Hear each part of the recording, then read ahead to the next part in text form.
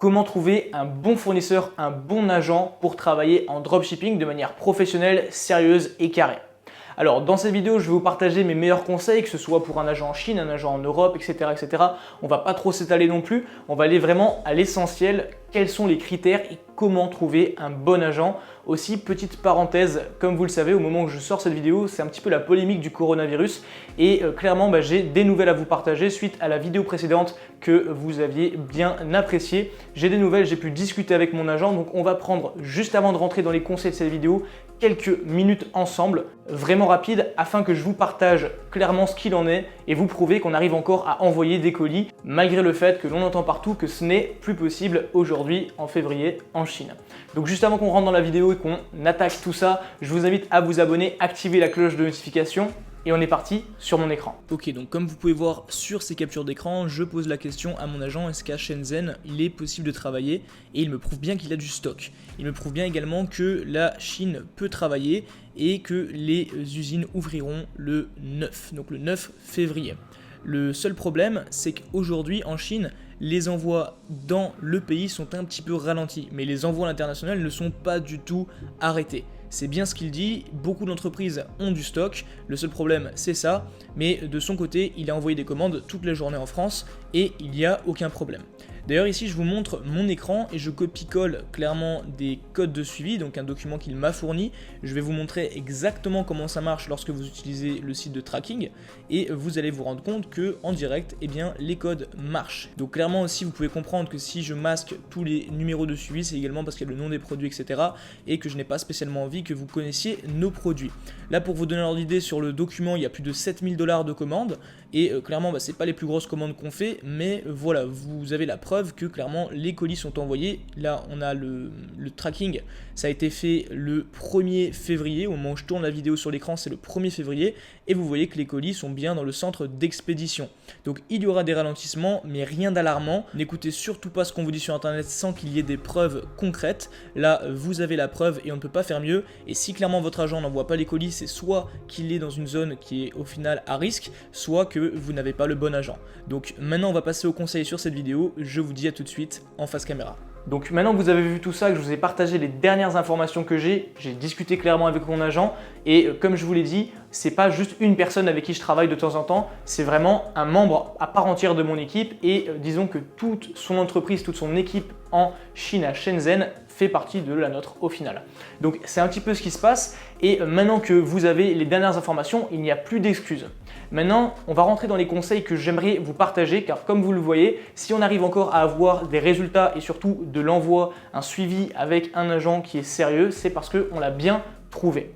Donc premièrement, lorsque vous cherchez un agent, je vous conseille toujours de regarder son background. Donc qu'est-ce qu'il a fait avant de travailler avec vous? Alors, ça peut paraître un petit peu bête, mais c'est vrai, si vous faites confiance au premier venu, c'est-à-dire qu'il n'a jamais travaillé, qu'il n'a jamais fourni de produits, etc., eh bien peut-être que le service est excellent, mais lorsque l'on travaille de manière professionnelle, qu'on travaille à grande échelle, lorsque l'on est allé le voir, on était déjà à plus de 100 commandes par jour, et lorsque l'on a travaillé avec lui, eh bien on voulait s'assurer que le gars soit sérieux.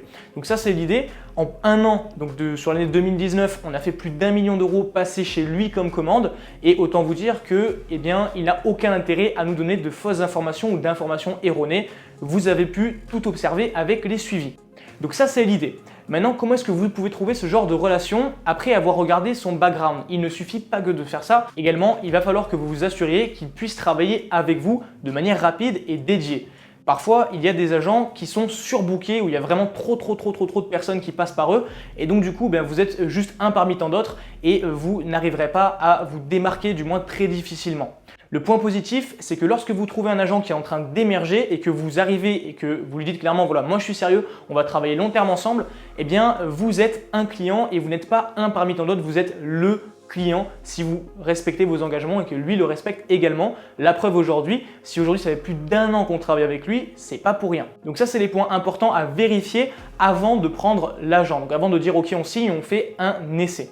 Alors pour toutes les personnes qui se demandent est-ce qu'il y a un contrat entre l'agent, etc., en général il n'y en a pas besoin parce que ça nous est déjà arrivé des personnes qui nous demandaient ce genre de questions. Je vous le dis, nous on n'a pas de contrat avec lui et tout se passe très bien, tout simplement parce qu'il n'y a aucun intérêt, que ce soit chez lui ou chez nous, de duper l'autre. Ok?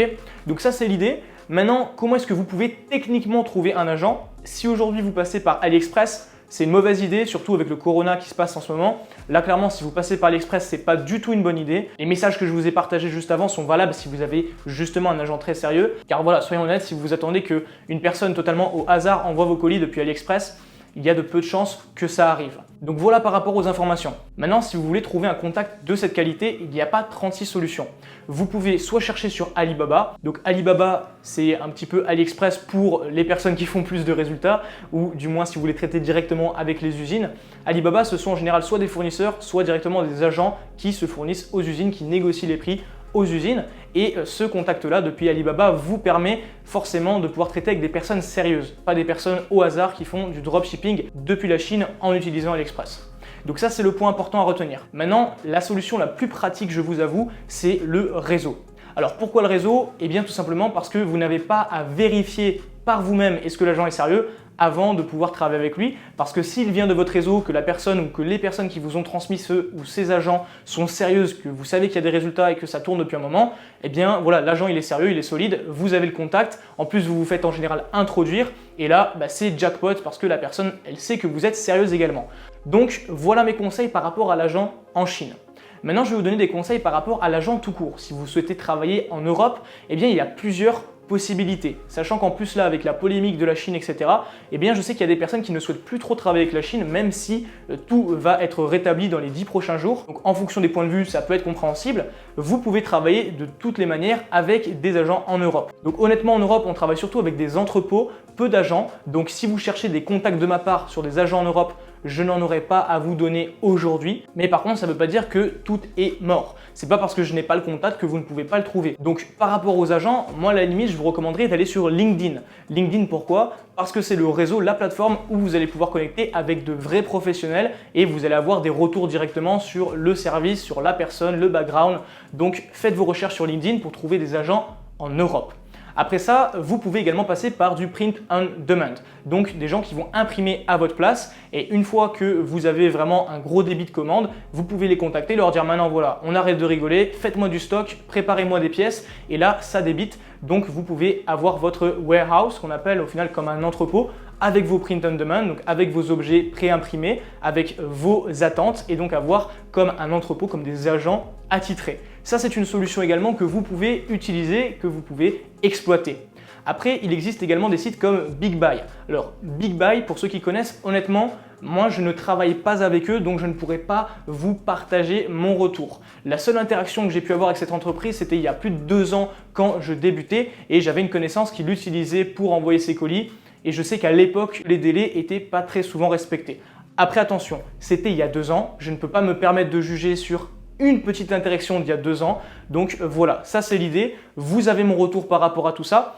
Si vous vous demandez est-ce que le dropshipping est mort, non, le dropshipping n'est pas mort, autant que le commerce mondial n'est pas mort. Et si la Chine est dans une situation un petit peu délicate en ce moment, croyez-moi, ils ont tout intérêt à pouvoir redresser la barre parce que le dropshipping, c'est clairement pas leur activité commerciale la plus importante. Et croyez-moi que si les grosses entreprises, elles délocalisent, etc., ça va faire mal. Ça va faire très très mal. Donc voilà, vous avez mon retour, vous avez ma transparence, vous avez mes conseils. Donc maintenant que vous avez toutes ces informations, clairement, vous n'avez plus d'excuses. Le dropshipping, ça s'arrêtera jamais et ça s'arrêtera à partir du moment où vous serez limité. Donc à partir du moment où vous vous limitez, ne vous étonnez pas de ne pas avoir de résultats ou de ne pas faire assez de chiffres en fonction de vos espérances. Quand il y a un problème, il y a toujours une solution. C'est la base de l'entrepreneuriat. Bienvenue. Et maintenant, si vous souhaitez à votre tour vous lancer en dropshipping, eh bien faites-le. Faites-le et testez des choses différentes. Aujourd'hui, c'est à vous de prendre votre vie en main. N'oubliez pas que si vous faites partie des gens qui se cherchent des excuses pour se lancer, il y en a plein d'autres. N'utilisez pas le coronavirus parce que c'est un petit peu trop facile. Donc pour le coup, on a vraiment fait le tour. C'était un plaisir pour moi de partager tout ça aujourd'hui. Portez-vous bien et surtout, pensez toujours en dehors de la boîte. C'est important, c'est mon dernier conseil. Allez, à demain.